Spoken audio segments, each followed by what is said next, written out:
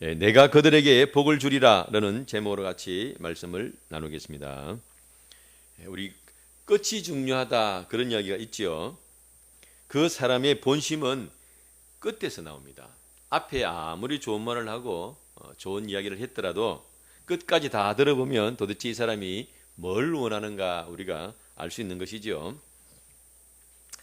그런데 오늘 우리가 이 읽은 본문의 말씀은 출애굽 이후에 이스라엘 백성들이 시내산에서 하나님 배웠고 약속을 하고 성막을 짓고 또 이스라엘 백성들은 그 율법을 지킬 계명을 받고 이렇게 한 모든 것의 마지막 말씀이에요. 그러니까 모든 것을 다 하고 난 다음에 마지막에 하신 말씀이 뭐냐면 제사장들에게 너희가 이렇게 이스라엘 백성들에게 축복을 하라 내 이름으로 그러면 내가 그 축복을 주겠다 이 말씀이에요.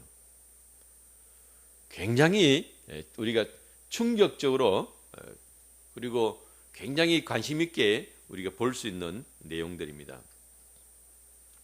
사기꾼들의 말의 공통점은 앞에 말은 그럴싸하고 마치 나를 위해 주는 것 같지만 끝에 가면 뭐예요? 결국 니도 내놔라 이거잖아요. 공산당들도 마찬가지입니다. 지금 많은 공산당들이 설치고 또 사회주의라는 이름으로 변장을 해가지고도 나오고 뭐 이런 여러 가지 것들이 있는데 말은 그럴듯하게 하는데 결론에 가면 뭐냐면 다 독재 권력이에요. 뭐 인민을 위하고 이래서 이름을 인민이라고 붙이지만 실제로는 그들의 피를 빨아먹는 독재 권력을 형성하는 게 그들의 목적입니다. 뭐 김일성이 주체 사상이니 뭐니 다 말을 해도 결국은 다 그겁니다. 마지막에 가면 다 자기들 이익을 위해서 하는 것이 다 모든 일인데 우리가 그것을 주위에서 보잖아요. 그런데 하나님께서는 이 모든 말씀을 다 하시고 난 다음에 내가 축복을 주겠다 하셨어요. 그렇게 안 하셔도 하나님께서는 그렇게 안 하셔도 우리가 두려워 떨며 하나님을 섬겨야 될 그럴 뿐일 수도 있는데 하나님은 그렇게 하지 아니하시고 우리에게 축복을 주시겠다라고 하셨어요. 그래서 우리가 다시 한 번 더 이 부분에 대해서 돌아볼 필요가 있다는 것입니다. 또한 내가 너희에게 복을 주리라 하신 이 말씀은 굉장히 또 배치가 재밌게 돼 있어요. 이 말씀이 끝나고 나면 이제 실질적으로 성막에서 이제 제사를 드리는 작업으로 들어간단 말이에요. 그러니까 그 앞에 마지막에 이 축복을 주는 거예요. 모든 그동안 쭉 이야기를 다 하고 난 다음에 결론입니다. 그런데 이 말씀 앞에 뭐가 있냐면 축복의 말씀 앞에 나실인 이야기가 나오고 그 나실인 앞에 의심을 받는 여인에 대한 이야기가 나와요. 그러니까 의심을 받는 여인, 그 다음에 나실인 서원, 그 다음에 이 축복 이렇게 돼 있다 이 말이에요. 이 의심을 받는 여인은 가장 약한 사람. 그래서 성경에 보면 그런 약한 사람, 아무런 보호를 받지 못하는 사람의 어떤 대명사로 뭐라고 되어 있냐면은 고아와 과부라고 되어 있어요. 고아와 과부. 그 고아와 과부는 뭐냐면 아무런 힘이 없고 자기를 도와줄 사람이 없는 거예요. 그래서 억울한 일을 당하고 피해를 당해도 그 사람을 변호해 줄 사람이 없고 지켜줄 사람이 없고 늘 뺏기고 짓밟히고 손해보는 사람. 그런데 오늘 이 의심받는 여인도 그런 부류로 분류되는 사람입니다. 비록 아내이긴 하지만 그렇게 분류가 되는 거예요. 그래서 하나님의 율법의 말씀들 가운데서 쭉 너희는 이렇게 다 하고 저렇게 하고 이렇게 율법의 말씀이 나오다가 맨 마지막에 아무도 지켜주지 않는 이 연약한 의심받는 여인에 대한 이야기가 나오죠. 그 다음에 너희가 나실인 이야기는 뭐냐면 너하고 나 사이에 뭐 죄를 짓고 아니면 뭐 죄를 속하고 죄를 속하려면 양을 바쳐야 되고 뭐 돈을 지금으로 말하면 돈인 거지요. 돈 거래가 왔다 갔다 되고 그런 게만 있는 게 아니야. 네가 정말로 나를 사랑하면 나실인 서원을 해서 너 자신을 구별할 수 있어. 이게 나실인이에요. 그러니까 하나님과 나 사이에 꼭 뭘 거래하듯이 그렇게만 섬기는 것이 아니고 정말 사모하는 마음으로 사랑하는 마음으로 자기 자신을 하나님께 거룩하게 구별해야 될 때는 어떻게 해야 된다. 여기 이제 순서가 그렇게 되어 있다 말이죠. 요 세 가지를 다 한번 살펴볼 필요가 있습니다. 첫 번째는 의심받는 여인, 두 번째는 나실인에 대한 이야기, 세 번째는 축복에 대한 말씀입니다. 그런데 이 의심받는 여인에 대한 제가 이 말씀을 읽으면서 민수기 5장 14절부터 나오는데요. 기가 막히더라고. 왜 기가 막히냐면, 야, 이거 여자죠. 여인, 여자, 참 억울하겠다. 억울하겠다.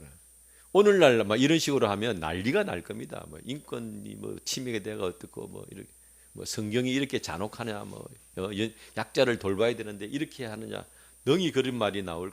제가 읽어도 야, 이렇게 하면은 상처받겠다. 이제 그런 예를 들면 이제 그 정도로 가혹한 내용이에요. 어떤 내용이냐면 결혼한 부부가 사는데 남자가 느낌이 아무래도 이 여자가 바람핀 것 같아. 근데 증거가 있으면 그거는 그대로 바로 형사처벌하면 되는데 증거가 없는 거예요. 증거는 없는데 남자 마음이 찝찝한 거예요. 그러면은 자기 그 아내를 데리고 제사장 앞으로 가가지고 이제 재판을 받는 겁니다. 이거는 형사 재판이 아니고 영적인 재판을 받는 거예요. 그런데 성경이 뭐라고 됐냐면은 그렇게 남편이 의심을 해가지고 자기 부인을 자신을 끌고 가는 거지. 끌고 가가지고 제사장한테 가서 세워서 심판받게 해도 그건 아무런 죄가 없다. 그러니까 설사 이 아내가 무죄하다, 무죄. 이 여인은 깨끗하고 아무런 죄가 없는데 자기 혼자 괜히 의심을 한 거예요. 그래도 남편은 죄가 없다는 거예요. 거기에 대한 죄는 묻지 않는다. 그러면 이거 우리가 어떤 일에 대해서 책임을 져야 되고 내가 잘못 생각했으면 미안하다고 손해배상도 해야 되잖아요. 그런 게 없다 이 말이에요.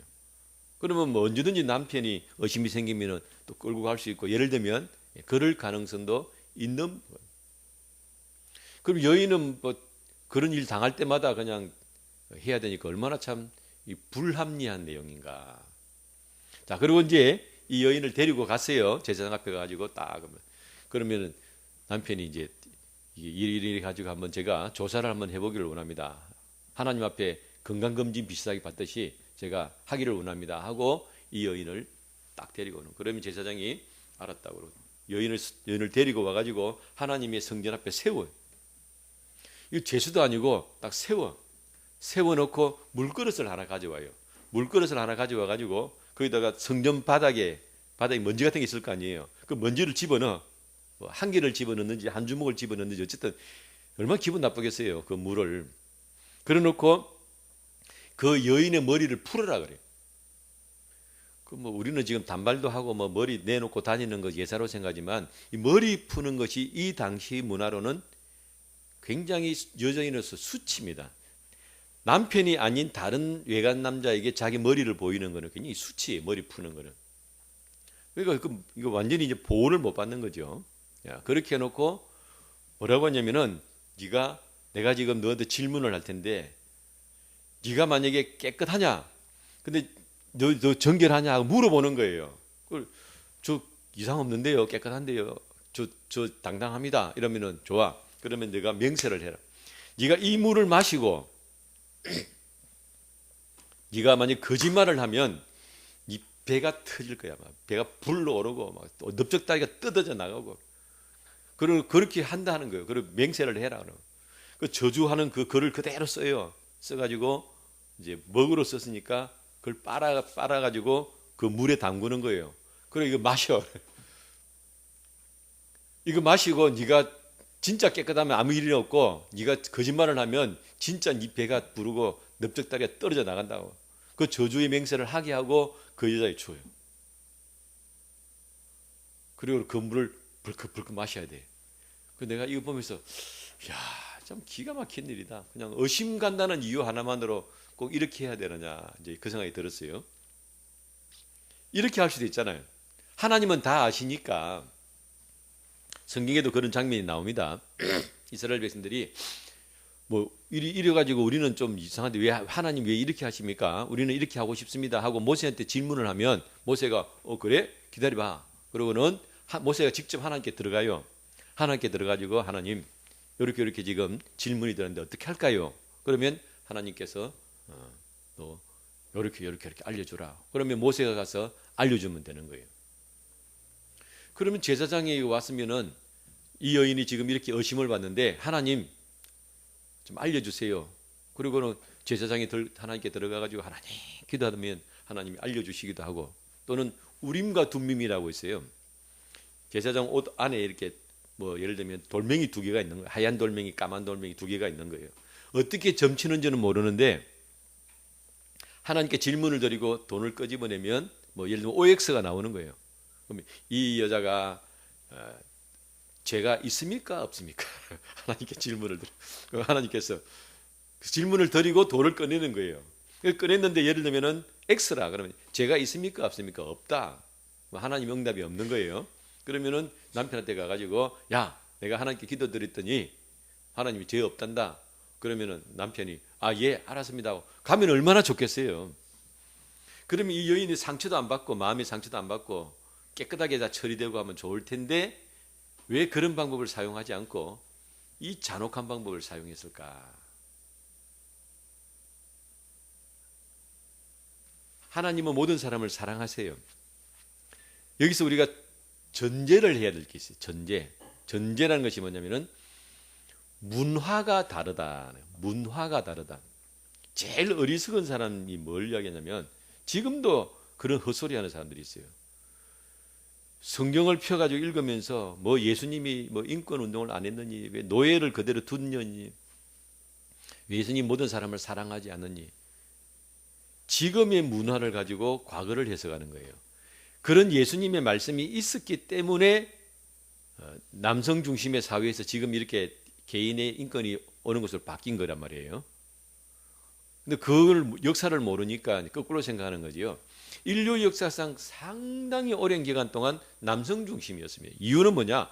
전쟁을 하니까 맹 죽이고 살리고 전쟁하고 나가서 사냥하고 싸워야 되고 그러니까 당연히 남자 중심이죠. 아무리 여인이 힘이 세다 해도 그건 전쟁터에서는 남자가 보호하기 때문에 남성 중심일 수밖에 없는 거예요. 그런 역사와 문화를 가지고 있다. 그리고 어느 정도냐? 아버지의 권한이 죽이고 살리고도 할 수 있다. 자식을 내가 죽이고 살리고를 아버지가 결정할 수 있는 거예요. 그리고 아브라함이 이삭을 제물로도 바치고 그 권한이 있다 이 말이에요. 그렇게 내가 아버지가 결정을 하면 그 당시 사회의 통념으로는 그게 당연한 거로 받아들이고 심지어는 어떤 것이까지 있었냐면 룻이 소돔 고모라 있을 때 손님이 오니까 그 손님 지킨다고 자기 딸들을 그냥 그 강간당하는데 내보내려고 하는 일까지 일어났었어요. 손님이 뭐라고? 손님 지킨다고 자기 딸을 그런 문화다 이 말은 문화가. 그러니까 남성 중심의 문화이기 때문에 그것을 전제를 하고 그러면 그게 옳다 그러다 그렇게 하면 안 된다 이 말이에요. 왜냐하면 그 시대 사람들이 그게 필요해서 그렇게 살아왔던 것이요. 자, 그런 사회에서 남자 중심인데 실제로 저도 생각하는 거예요. 내가 이제 아내가 의심이 나가지고 갔더니 제사장이 뭐 돌 하나 끄집어내고 난 다음에는 하나님이 죄 없다고 하다더라고요. 뭐 그때는 뭐 어쩔 수 없이 알았습니다 하고 왔는데 증거가 그냥 이게 내 마음에 선뜻 용납이 되겠나? 자기는 계속 의심이 나는데 그 아니라고 하는 증거가 그냥 뭐 달랑 돌 하나 보고 뭐 하나님 응답 받았다는 제사장 말 한마디에 그게 용납이 되겠나? 내가 또 의심할 수 있다. 또 그만큼 이게 어려운 거예요. 의심병이 어렵잖아. 의심병이. 그리고 하나님께서 안 그러면 제일 좋은 방법은 그 사람 꿈에 나타나가지고 네 마누라는 깨끗하다. 그러면 얼마나 좋겠어요. 성경에 그런 경우가 여러 번 있었거든. 근데 그게 또 왜 안 되냐면 그런 의심을 가지는 사람, 물론 그 사람이 이제 근거가 있을 수도 있고 없을 수도 있는데 그런 사람들의 그 영적 상태가 하나님의 직접 계시를 받을 상태가 안 됩니다. 삼손이 나시린으로 태어났을 때 하나님께서 그 중요한 결정은 다 아버지가 해야 되는데 천사는 누구한테 나타났어요? 부인한테 나타났어. 왜 그럴까요? 그 남편은 영적으로 상대할 지금 남편은 영적으로 상대할 그 수준이 안 되기 때문에 아내에게 나타나는 거예요. 그러니까 의심 사모님 되게 좋은 거예요. 그렇게 영적으로 그 사람에게 직접적으로 알려줄 수 있는 상황이 안 된다. 그러니까 그 여인을 그런 고통을 좀 당하는 거예요. 그런 모든 고통을 당하면서도 아내가 자기 결백을 주장할 때 남자 마음이 좀 내려간다 이 말이에요. 남자 마음이. 그런 역사적 배경이 있는 거예요.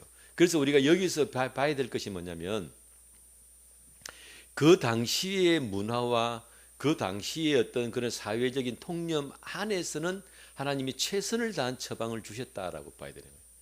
그거를 뚝 떼가지고 오늘날 기준으로 뭐 이건 이렇다 저렇다 하면 그거는 정말 어리석은 일인 거죠. 자, 그 다음에 또 우리가 눈여겨봐야 될 것이 있어요. 사실은 이 여인이 당한 거는 없어요. 당한 거는.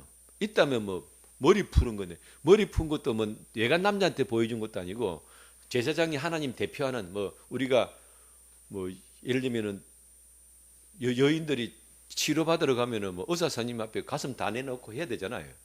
그럼 의사가 내 가슴 보면서 자기는 생각할 때 저 남자가 나의 가슴을 보지 이렇게 생각될지 모르도 의사가 볼 때는 뭐 그냥 환자 치료하는 거지. 그러니까 머리 푸는 것이 나는 뭐 그렇게 생각될지 몰라도 제사장은 그냥 하나님 일을 하는 것뿐인 거예요. 성적 수치심이 아니다. 두 번째는 사실 따지고 보면 모든 것이 뭐만 일어난 일이냐면은 전부 말밖에 없는 거예요. 말.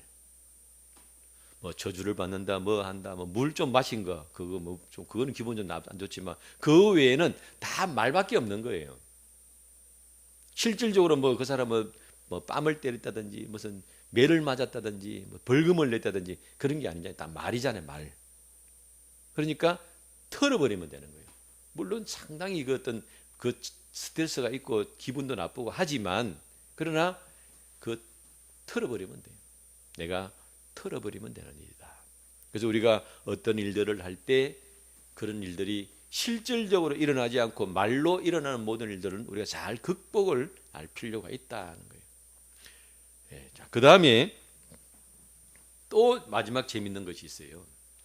다 그렇게 하면 그러면 남자는 그러면 지 의심 풀고 좋겠다 그러면 그럼 여자는 없는데 성경에 보니까 만약에 네가 그 저주의 물을 딱 마셨는데 배가 안 불어오르고 넓적다리가 안 떨어져 나가면은 죄가 있다는 거예요, 없다는 거예요?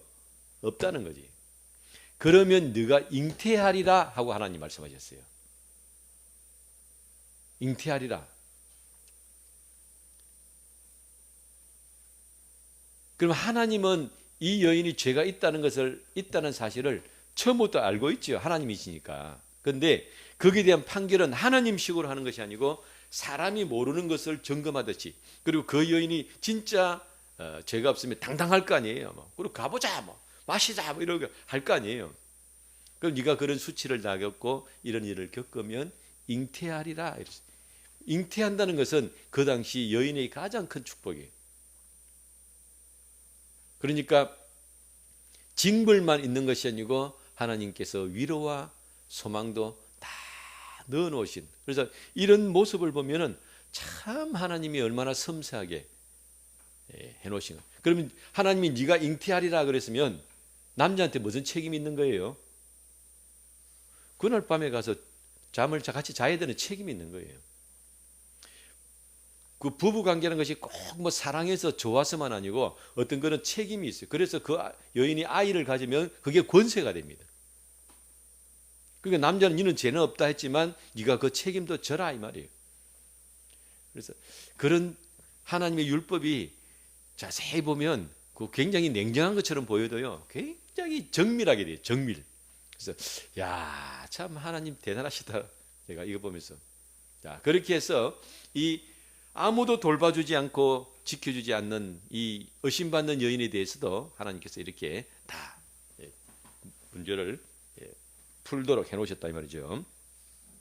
자, 그 다음에 이제 나실인 서원이라고 있습니다. 나실인 서원은 뭐냐면 내가 살다 보니까 하나님의 은혜가 너무 감사하고 좋아.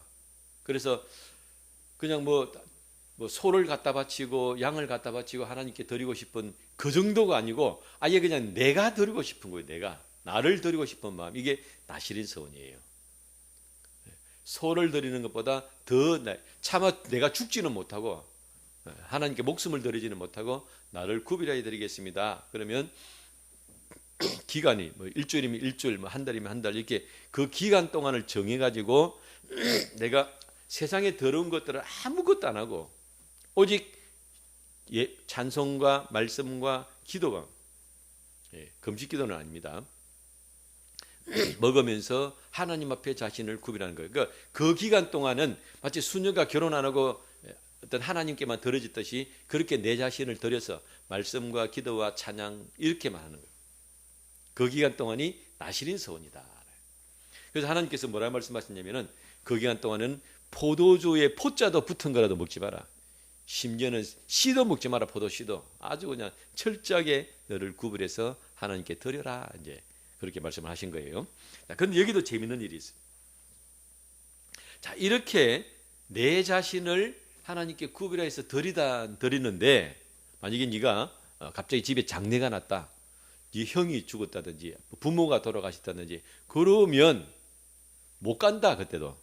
왜? 죽은 사람의 시신은 만지면 안 되는데 너는 지금 하나님께 드려진 사람이기 때문에 부모보다 더 가까이 하나님께 있기 때문에 이 기간 동안은 네가 장례식장 못 간다 하고 이야기했어요. 근데 그래도 이제 안 갔어. 안 갔는데 옆에 사람이, 나실인 기간 동안인데 옆에 사람이 잘 있다가 갑자기 팩 죽으면, 옆에 사람이 갑자기 팩 죽으면서 하필이면 내 쪽으로 기대가 죽은 거예요. 그럴 확률이 뭐 잘 일어나기는 어렵지만 또 못 일어나라는 법은 없잖아, 그죠? 뭐 도마뱀이 갑자기 툭 떨어졌다든지, 뭐 예를 들면 부정한 짐승이 있단 말이에요. 내가 죄를 지으려고 한 게 아니고 나는 지금 하나님께 잘 드리고 잘 가고 있는데 갑자기 뭐 그런 일이 발생을 한 거예요. 그러면 어떻게 하느냐? 하나님이 모든 그동안 했던 것 다 안 된다네. 머리 싹 깎고 밀고 다시 오늘부터 새로 나실인 서원에, 지금 7일 작정해가 6일 됐어요. 6일 돼가지고 이제 내일 되면 끝나는 날인데 그런 일이 벌어진 거예요. 그러면 6일 동안 한 거 다 도루묵. 제 7일 오늘부터 다시 머리 깎고 목욕하고 새로 시작해라는 거예요. 근데 그것만 있는 게 아니고 속죄제를 바치라는 거예요. 속죄제. 번제도 바치는데 속죄제, 네가 지은 죄에 대해 속죄하라는 거예요. 그래서 내가 읽으면서 뭔 죄를 지었다고. 아니 뭐 내가 뭘 가만히 있다가 당한 거지. 근데 그걸 왜 하나님은 죄를 지었다고 표현하실까? 그만큼 영적인 거룩함을 지키기가 어렵다. 내가 적극적으로 짓는 죄는 형사죄입니다. 형사. 그거는 형사적인 죄이기 때문에 형벌을 받고 배상을 해야 되는 죄예요. 그러나 지금 성경에서 말하는 죄는 그 형사죄를 말하는 게 아니에요. 영적인 죄를 이야기하는 겁니다. 내가 의도적으로 짓지 않아도 나에게 다가오는 죄가 있다. 하나님께 나실인으로 구별되었기 때문에 생기는 문제입니다. 내가 하나님 앞에 거룩하게 자신을 드렸고 더 깊이 들어가 있기 때문에 생기는 문제예요. 우리도 세상 일을 하다 보면 그런 일들이 많이 있습니다. 군대에서 1등병, 일병, 이병 하나가 실수하고 죄를 짓는, 잘못하는 것, 미치는 여파나 장군이 뭘 잘못해가지고 미치는 여파는 다릅니다. 계급이 올라갈수록 그 사람이 할 수 있는 훨씬 커요. 일병이 예를 들면은 국가 반영을 해가지고 한다 해봤자 뭘 할 수 있겠습니까? 기밀을 빼돌릴 수 있겠어요. 기껏하면 총이나 폭탄 같은 거 하나 해가지고 내무반 하나 어떻게 우리 그런 일이 있었으니까. 그 장군은 상당히 많은 국가 기밀을 볼 수 있어요. 빼돌릴 수 있고. 그럼 그 사람이 반영을 일으키면 북한에 줄 수 있는 거죠. 그러니까 내가 나실인으로 서원이 되어 있다는 것은 하나님께 그만큼 가까이 가 있는 거예요. 그래서 더 예민해지는 거예요. 더 예민해지는 거예요. 나는 죄가 아니라고 생각하지만 그런 것들이 죄가 될 수 있을 만큼 예민한 상태로 된다는 것입니다. 자, 여기서 제가 이 나실인 이야기를 읽으면서 특별히 조심해야 될 것이 뭐냐면 베푸는 사람이 조심을 해야 돼. 베푸는 사람. 내가 누군가에게 도움을 주고 내가 누군가에게 베풀어 줄 때 어떤 마음을 갖냐면 그 강자의 마음을 갖습니다. 그래서 내가 니한테 이만큼 주는데 대충 해가지고 이제 대충 받지 뭐 받는 주제에 말이 많냐? 그럴 수 있다 이 말이에요. 하나님께 내가 서원을 했으면 내가 없는 것 하나님께 드리는 건데 뭘 하나님 자꾸 따지 샀습니까? 그냥 내가 헌신했으면 그냥 그거로 된 거지요. 이런 자세 하면 안 된다는 거예요. 하나님께 더 가까이 가고 하나님께서도 더 가까이 우리에게 와서 서로의 마음이 열린 상태이기 때문에 더 조심해야 된다. 더 가까이 왔기 때문에 오히려 상처를 더 받을 수 있기 때문에 더 조심해야 되는 것이다. 내가 하나님 앞에 갔을 때 사랑과의 관계도 마찬가지라는 사실을 우리가 돌아볼 수 있습니다. 또 여기서 중요한 것은 뭐냐면 이제 내가 나실인 서원 6일까지 해가지고 이제 곧 바칠 사람인데 갑자기 또 이런 일이 발생했잖아요. 그러면은 어떻게 우리가 생각할 수 있냐면 네 잘못이야, 내 잘못이야. 왜 네가 내 옆에 왔어? 내가 괜히 그거 가가지고 이렇게 따지게 되는 거예요. 그렇게 따지게 되는 것은 뭐냐면 돈에 대해서 금전적인 문제, 시간의 문제, 내가 또 다시 새로 시작해야 된다. 또 속죄제를 드리고 번제를 드려야 된다는 이 돈에 대한 것이 마음에 염려가 생각을 하게 되고 시간에 대한 것을 마음에 생각하기 때문에 그런 거예요. 네가 잘했니? 내가 잘했니? 이거 왜 따지겠습니까? 계산을 해야 네가 돈을 벌금을 많이 물르든지 내가 그 손해를 많이 채우든지 그런 마음 때문에 계산을 하는 거란 말이에요. 그래서 그렇게 네 잘못이다, 내 잘못이다. 누가 돈을 더 많이 물어낼 것이냐? 그것이 아니고 지금 현재 내가 부정을 입었다는 사실을 받아들이는 거예요. 그러니까 지금 내가 하나님 앞에 거룩함께 구별되어져 있는데 뭐 어떤 이유든 간에 나는 지금 하나님 앞에 부정한 상태에 있다. 이거를 생각하는 거예요. 우리가 예수를 믿으면서 많은 경우에 아직도 그런 경우가 많아요.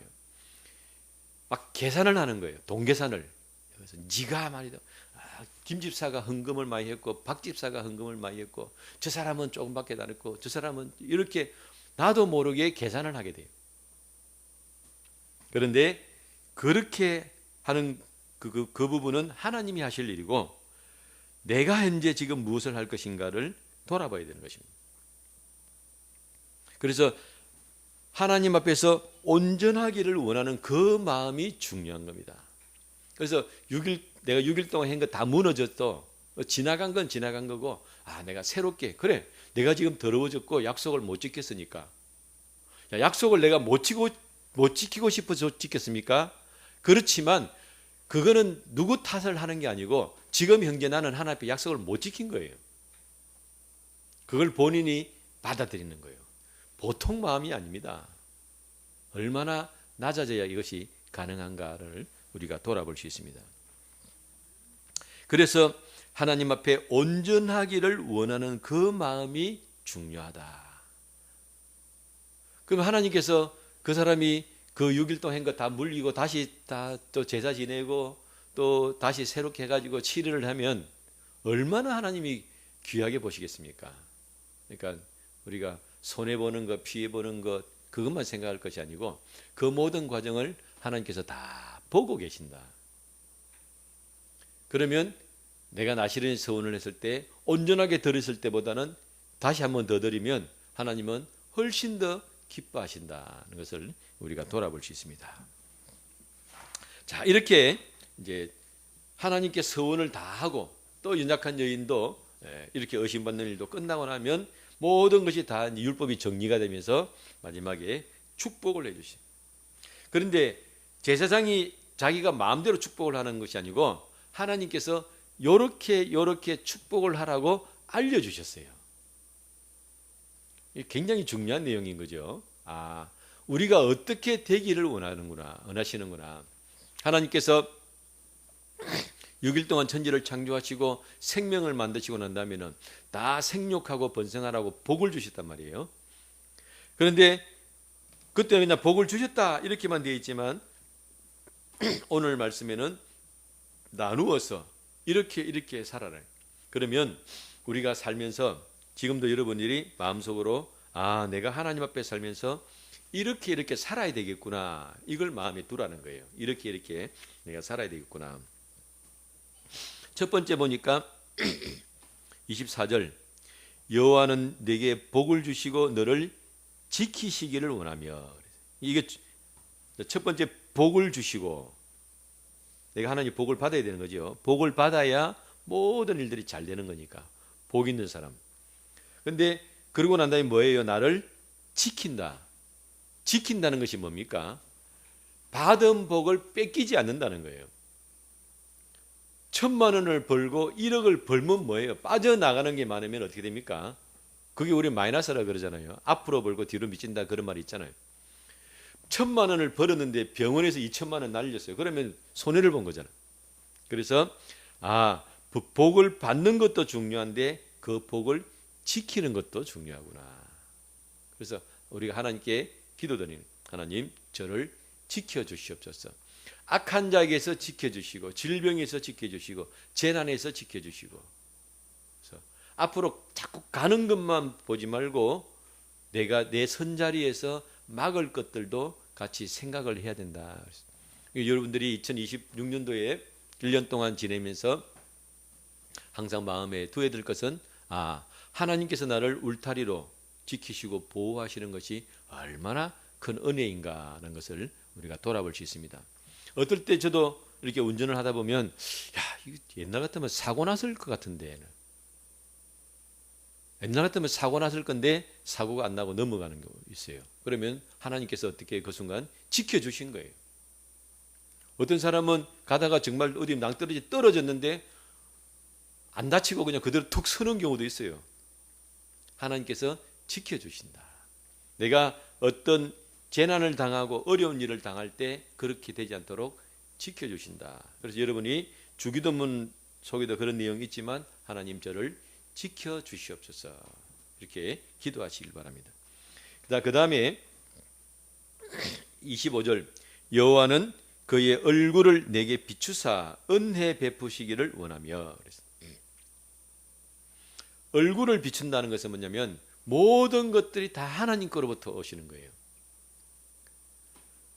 우리 이제 어떤 사람이 미우면은 어떤 사람이 미워. 그러면 그 사람한테 내가 뭐라 그래요? 니 뭐도 보고 싫다? 니 꼴도 보기 싫다 그러잖아요. 그 꼴도 보기 싫으면 얼굴이 어떻게 돼요? 돌아가는 거잖아. 또 얼굴이 돌아가는 거는 네가 뭘 해도 나는 관심 안 두겠다 그 말이거든요. 사랑스러운 사람은 고개가 돌아가고 쳐다봐주고 늘 지켜보면서 혹시 넘어지려면 붙들고 이렇게 되는 거죠. 하나님의 얼굴을 우리에게 비추사 은혜를 베푸신다. 은혜를 베푸신다는 건 뭐냐면 내가 그만큼 수준이 안 된다는 거예요. 내가 모자라는 거예요. 내가 모자라는데 받는 거는 더 많이 받아. 그건 세상에서 말하면 복지인데 우리는 세상 복지를 받는 것이 아니고 하나님의 복지를 받는 거예요. 영적인 거예요. 26절 여호와는 그 얼굴을 내게로 향하여 드사 평강 주시기를 원하노라. 자, 여기서 이제 얼굴을 비추는 것뿐만 아니고 얼굴을 내게로 향하여 계속 고개를 빼들고 어떻게 살아? 그게 정말 고개를 빼고 쳐다보고 계신 거죠. 눈을 안 떼시고. 그래서 뭘 주시는 거예요? 평강을 주신다. 평강.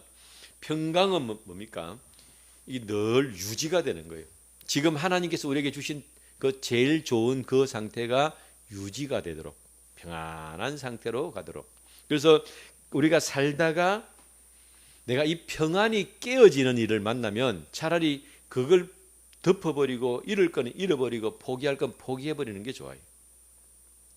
하나님께서 내게 주신 평강을 지키는 쪽으로 간다. 그런데 이제 그렇지 않은 사람들은 평강을 잃어버리고 어디에 매달리는 거예요? 욕심에 매달리고 음욕에 매달리고 돈에 매달리고 자기 원한에 매달리고. 그럼 그렇게 매달려 있는 사람은 사실은 뭘 잃어버리고 있냐면 마음의 평안이 없습니다. 마음의 평안을 잃어버리고 그냥 돈돈돈돈 아니면은 내가 미워하는 사람 저거 원수를 갚아야 돼. 자기 마음이 지옥이 되는 거지. 우리는 뭐가 더 귀한 거예요? 하나님이 주신 평안이 돈보다 더 귀한 거예요. 하나님이 주신 평안이 원수를 갚는 것보다 더 귀한 거예요. 그래서 내가 하나님이 주신 평안을 내가 지키겠다. 그런 마음을 가지고. 그래서 평안한 그 상태가 복이다. 건강도 유지가 되고, 그죠? 사랑 관계도 유지가 되고, 그러면 자동으로 생활도 나아지게 되어 있습니다. 자, 27절. 그들은 제사장입니다. 그들은 이같이 내 이름으로 이스라엘 자손에게 축복할지니라. 그러면 내가 그들에게 복을 준다. 그래서 하나님께서 직접 주시는 게 아니고 제사장들이 이 하나님의 마음을 받아서 하나님께서 이렇게 하기를 원하시는구나 하고 그 마음으로 네가 내 대신 축복을 하면 내가 그 축복대로 이루어 주겠다 하고 중간에 권한을 누구에게 줬냐면은 제사장에게 줬어요. 그래서 오늘도 우리가 이것을 제가 우리 예배드리고 난 다음에 공적인 주일날 한번 모여서 예배드리고 나면 마지막에 축도를 하잖아요. 그럼 그때 축도할 때는 저도 똑같은 마음으로 하나님께서 이런 복을 주시기를 원하신다는 그 마음으로 실어서 축복을 해요. 그럼 나에게 축복이 임한다라고 믿으셔야 돼요. 축복을 했으니까 주님이 축복을 주신다 그랬잖아요. 그러면 내가 이 복을 받는다라는 것을 우리가 믿어야 됩니다. 그래서 이렇게 하나님은 우리에게 짐만 지우시는 분이 아니고 짐을 지은 이유는 우리가 그 짐을 통해서 더러운 것을 버리고 하나님과 핀트를 맞추고 보조를 맞추어서 함께 갈 수 있는 사람이 되면 그게 우리에게 복을 주시기 위해서 그러셨다는 것을 돌아볼 수 있습니다. 그래서 2026년도에는 그들에게 복을 주리라 하신 그 복이 나에게 계속 머물러서 시간이 갈수록 생명나무 시냇물이 처음에는 에덴 동산 조그만 곳에서 출발을 해가지고 뒤로 가면 네 강을 채우듯이 우리의 삶이 하나님의 은혜 가운데 큰 강이 되는 복된 귀한 삶이 되시기를 예수님 이름으로 축원합니다. 기도하겠습니다. 거룩하신 아버지 하나님 은혜에 감사합니다. 저희를 사랑하시고 품으시고 잘되기를 원하시는 그 하나님의 마음을 오늘 돌아보게 하시니 감사를 드립니다. 나시린 서운으로 주님께 감사하며 자신을 드릴 수 있는 기쁜 마음을 허락하시고 또 우리가 이렇게 하나님의 은혜 가운데 거할 때에 하나님께서는 우리에게 복을 주셔서 우리가 잘 되기를 원하시는 이 귀한 것들을 돌아보게 하시니 감사합니다. 오늘 이 축복이 2026년도에 우리에게 임하기를 기도드리며 그래야 우리가 이 복 가운데 또한 주님을 더 사랑하는 성도들로 세워질 수 있도록 인도하여 주옵소서. 예수님 이름으로 기도드리옵나이다. 아멘.